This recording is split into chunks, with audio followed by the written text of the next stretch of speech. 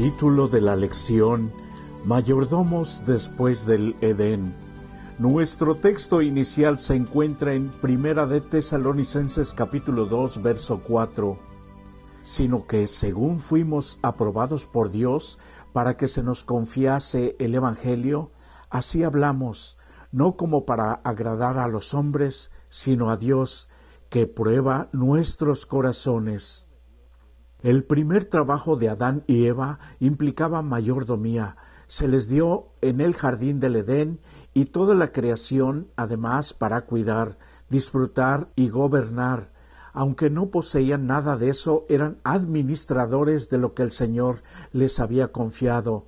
Desde la entrada del pecado y luego de que nuestros primeros padres fueron expulsados del Edén, todos los seres humanos hoy aún seguimos siendo mayordomos, algunos buenos, algunos malos, en un mundo muy diferente. Ahora, en este mundo caído, si reconocemos que somos solamente mayordomos de Dios en toda nuestra vida, cambiaremos nuestro enfoque. Dejamos de centrarnos en el mundo y sus valores materialistas para centrarnos en el Creador y su misión. Se nos confían responsabilidades de origen divino, junto con las responsabilidades de administrar sabiamente el mundo material. También se nos encomienda a ser como el Creador, fieles y bondadosos hacia nuestros semejantes y el medio ambiente. La palabra traducida como mayordomo en algunos versículos del Antiguo Testamento no viene de una sola palabra, sino de una frase, Asher al-Bait, el que está sobre una casa. Por ejemplo, en Génesis 43:19 se puede traducir, y se acercaron al mayordomo de la casa de José, y le hablaron a la entrada de la casa. Si se considera que la familia que reside en la casa es parte de la casa misma, entonces, ¿qué es más valioso para una persona que su propia casa?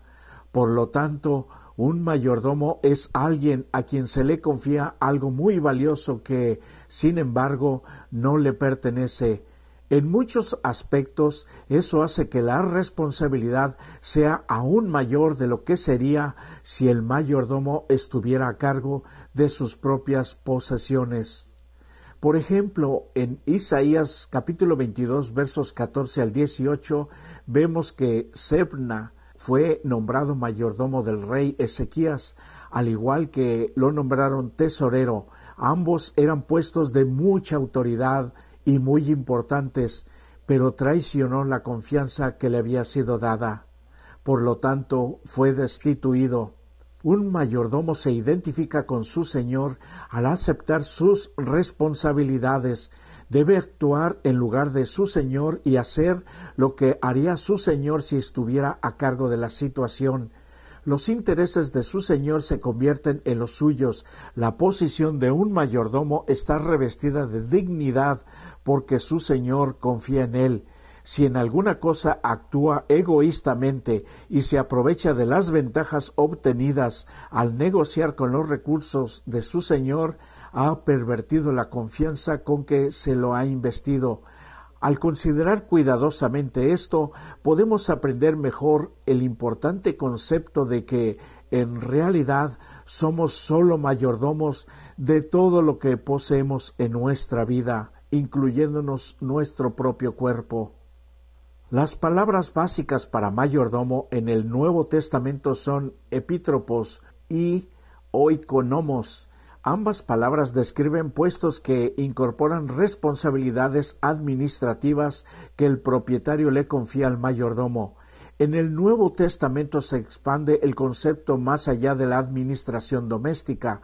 Un mayordomo sabio se prepara también para cuando regrese Jesús nuevamente, más allá del aquí y el ahora. Debemos abrir el corazón al Espíritu Santo a fin de que se despierte cada una de nuestras facultades y energías que Dios nos ha confiado, porque pertenecemos a Cristo y debemos estar ocupados en su servicio y también compartir de su gracia a otros. En Lucas capítulo 12 versos 35 al 48, Jesús también utiliza el término mayordomo en forma metafórica. Dice que el mayordomo sabio está listo para el regreso del Hijo del Hombre y describe al mayordomo infiel como alguien que ha dejado de preocuparse porque el amo demoró su regreso. El mayordomo infiel se ha convertido en un tirano y se ha vuelto abusivo con los que le rodean. Ya no es un modelo de buenas obras ni un administrador de la gracia. Cuando aceptamos a Cristo, somos mayordomos, llamados a administrar los recursos de Dios. Más aún, debemos administrar las realidades espirituales de la vida cristiana en preparación para el cielo, para nosotros y aún para otros que aún no le conocen. Leyendo Colosenses capítulo 2 versos 2 y 3 y Primera de Timoteo capítulo 3 16, aprendemos lo que es un misterio y lo que marca los límites de lo que podemos saber acerca de Dios. Lo esencial para la salvación ya está revelado ante los ojos del que estudia la santa palabra de Dios, la Biblia. Ir más allá de lo que está revelado es especular, que nos puede llevar a la perdición. Sofar, el Naamatita, le dice a Job: ¿puedes adentrarte en los misterios de Dios o alcanzar la perfección del Todopoderoso? La palabra misterio denota algo enigmático, oscuro, desconocido, inexplicable o incomprensible. Los misterios de Dios han sido registrados en las Escrituras, aun cuando entenderlos completamente está más allá de nuestra comprensión. Por eso son misterios. Es como si cada uno de nosotros fuese una persona miope que mira hacia el cielo con la esperanza de ver hasta el último, hasta el menor detalle. No podemos ver esos misterios hasta que Dios nos los revele. Por ejemplo, la santidad de Dios, su eternidad y así muchas de las virtudes de Dios y de la creación que aún no entendemos. En Deuteronomio 29 se dice que las cosas secretas pertenecen a nuestro Dios, mas las reveladas son para nosotros y para nuestros hijos para siempre, para que cumplamos todas las palabras de esta ley. Somos mayordomos de cosas que no entendemos completamente. Nuestro conocimiento llega hasta lo que está explicado en la Escritura y la revelación. Nuestra mayordomía suprema es vivir como servidores de Cristo y administradores de los misterios de Dios. Este mismo Dios quiere que, como mayordomos suyos, preservemos, enseñemos, protejamos y cuidemos la verdad divina que Él ha revelado. La manera en que lo hagamos será nuestra mayordomía primordial y significa que estamos guardando el misterio de la fe con limpia conciencia, como dice Primera de Timoteo 3:9. El mayor de todos los misterios es que todos podemos experimentar a Cristo, la esperanza de la gloria. El plan de salvación es sobrenatural e imposible de entender en su totalidad. El hecho de que el Creador de todo lo que existe descendiera a esta tierra y se manifestara en la carne, solamente para ofrecerse como sacrificio por los pecados de la humanidad, implica misterios que probablemente nunca serán comprendidos en su plenitud por ninguna criatura. Incluso los ángeles estudian para entender este gran misterio de por qué Jesús vino a la tierra. Sin embargo, lo que ellos sí saben hace que todos lo alabemos al Señor por su gloria y bondad. Tú y yo hemos sido llamados a ser mayordomos del Evangelio. Por lo tanto, tenemos privilegios y responsabilidades para administrar sabiamente con la ayuda divina. Ahora sabemos que la mayordomía incluye cosas tangibles y los dones intangibles y que todos provienen del mismo Dios. Estos bienes intangibles son posesiones espirituales que Dios nos da para que en Cristo podamos desarrollar caracteres cristianos y llegar a ser el pueblo que Él espera que seamos hasta su segunda venida. Por lo tanto, Debemos administrar los dones intangibles con más cuidado que los tangibles, pues son infinitamente más valiosos. En Efesios capítulo 6, versos 13 al 17, se describe la armadura que Dios ha provisto para que la administremos de manera adecuada en nuestra propia vida. La dádiva de Dios es vida eterna en Cristo Jesús, Señor nuestro. El mundo y todo lo que ofrece no nos pueden brindar la redención que tenemos en Cristo. La redención es un don que Dios nos da. Es nuestra posesión más valiosa. Por medio de ella somos salvos. Tener la realidad de la redención siempre presente ante nosotros nos ayuda a mantener en perspectiva nuestra mayordomía de las demás posesiones que Dios también nos ha dado. Toda esta enseñanza se entiende mejor a la luz que brilla desde Belén y desde el Calvario. Entonces veremos cuán bueno es vencer el mal y cómo constituye un regalo cada bendición que recibimos desde que recibimos la redención en nuestra vida. Esta redención es nuestra solo porque Jesús pagó el precio final. Pablo dice claramente, en Él tenemos la redención mediante su sangre, el perdón de nuestros pecados conforme a las riquezas de la gracia, y es nuestra, pero solo porque Dios nos la ha dado.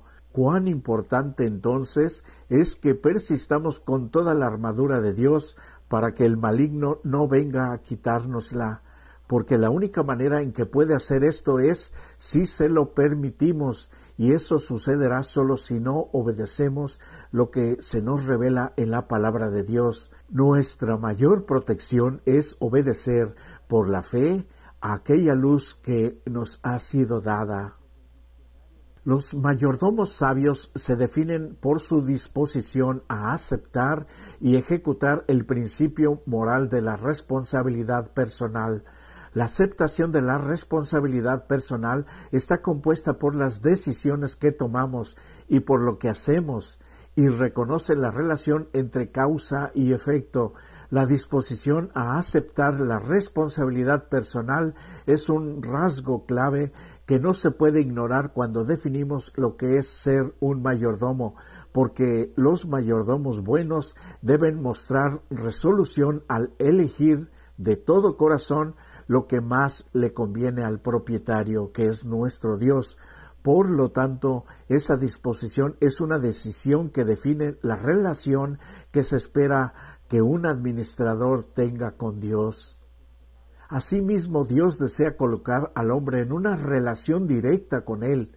Nuestro Creador conoce el principio de la responsabilidad personal en todos sus tratos con los seres humanos. Intenta promover un sentido de dependencia personal y mostrar la necesidad de una dirección personal. Sus dones son confiados a los hombres en forma individual. Cada persona, uno por uno, ha sido hecha un mayordomo de responsabilidades sagradas. Cada una debe cumplir sus tareas de acuerdo con las indicaciones del Creador y cada una debe rendir cuentas a Dios del desempeño de su mayordomía. Cuando nos convertimos en mayordomos, no transferiremos nuestra responsabilidad a otra persona u otra organización. No podemos hacer lo que Adán y Eva cuando pecaron, de echar la culpa a otros. Nuestra responsabilidad personal es para con Dios y se reflejará en todas nuestras interacciones con los que nos rodean. Aceptaremos la tarea encomendada dando lo mejor de nosotros. El éxito a la vista de Dios dependerá más de nuestra fe y de nuestra pureza de la vida que de la inteligencia y el talento que tengamos.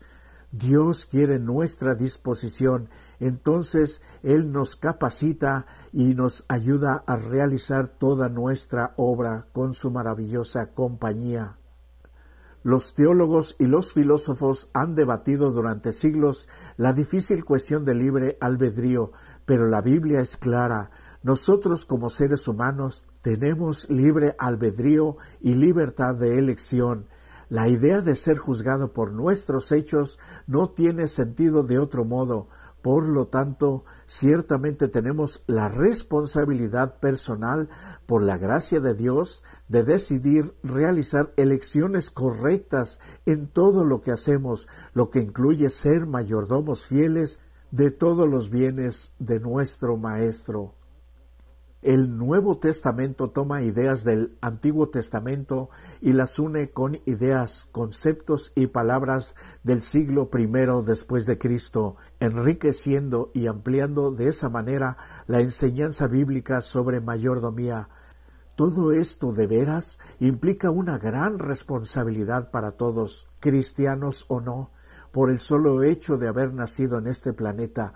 Lo queramos reconocer o no, un día daremos cuentas a Dios de nuestra mayordomía, todos, no importa la religión o el país o la época donde hayamos vivido, y se verá si fuimos aptos para vivir una vida eterna con Dios en una tierra mejor, o fallamos en esta tierra imperfecta y no apreciamos esa gran oportunidad, y solo esta vida imperfecta fueron lo único que quisimos vivir. Así lo decidimos al vivir a mi manera, como reza una vieja canción. Queridos amigos, hoy es el mejor día para corregir el rumbo de nuestra vida. No importa la situación que estemos viviendo, Dios nos llama a tener éxito con su ayuda. Ahora que, si ya lo estamos viviendo, entonces les animo a seguir adelante y continuar en esa santa alianza con Jesús, quien siempre fue un ganador en todos los aspectos de su vida cuando estuvo aquí en esta tierra. Y por eso te deseo que sea Él, el mismo Dios, quien te bendiga. Amén.